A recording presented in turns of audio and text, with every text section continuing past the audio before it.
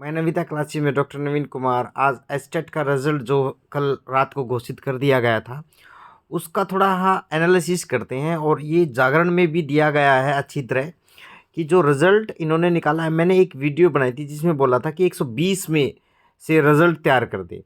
100 इन्होंने ऐसे ही किया, एवरेज लिया। जिन बच्चों ने हिंदी और इंग्लिश में जो मार्क्स गेन किए थे उसका इन्होंने क्या किया, औसत निकाला। फिर 120 में से देखा, 30 नंबर हटा दिए, 120 में से देखा कि क्या आए हैं। फिर उसको 150 के अकॉर्डिंग उसका रिजल्ट जारी कर दिया गया।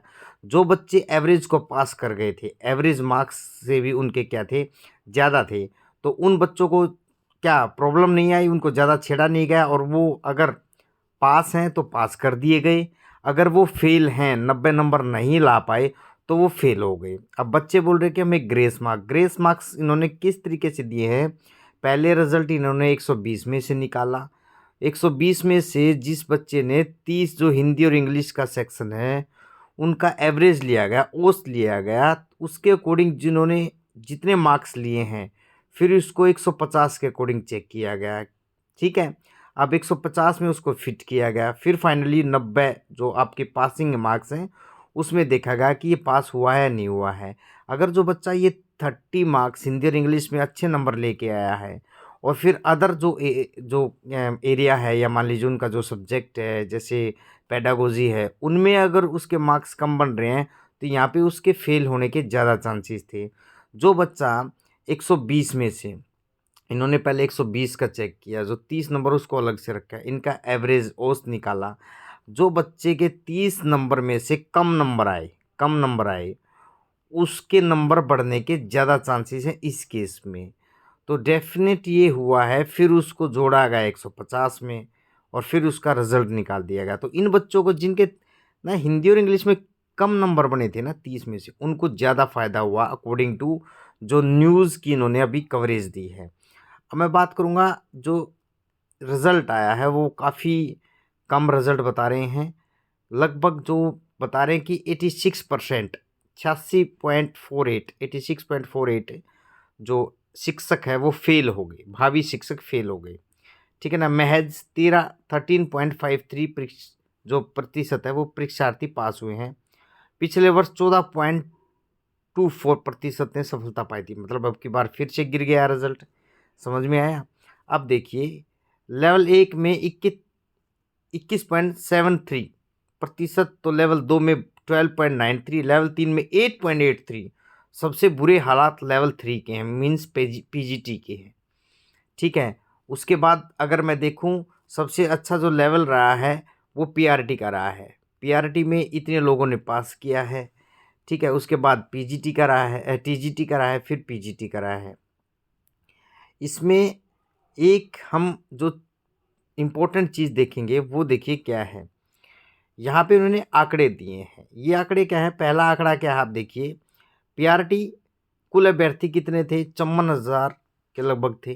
ठीक है, पास 10,368। मैंने एक वीडियो बनाई थी उसमें ये आंकड़ा बता दिया था कि 10,250 के लगभग बच्चे पास हुए। उसके बाद पीजीटी टीजीटी लेवल 2 में 1,21,574 बच्चे बैठे, लगभग 14,000 बच्चे पास हुए, 12.94। उसके बाद पीजीटी लेवल 3 में लगभग 76,000 बच्चे बैठे थे, जिनमें से 6250 बच्चे ही क्या वो उसको पास कर पाए।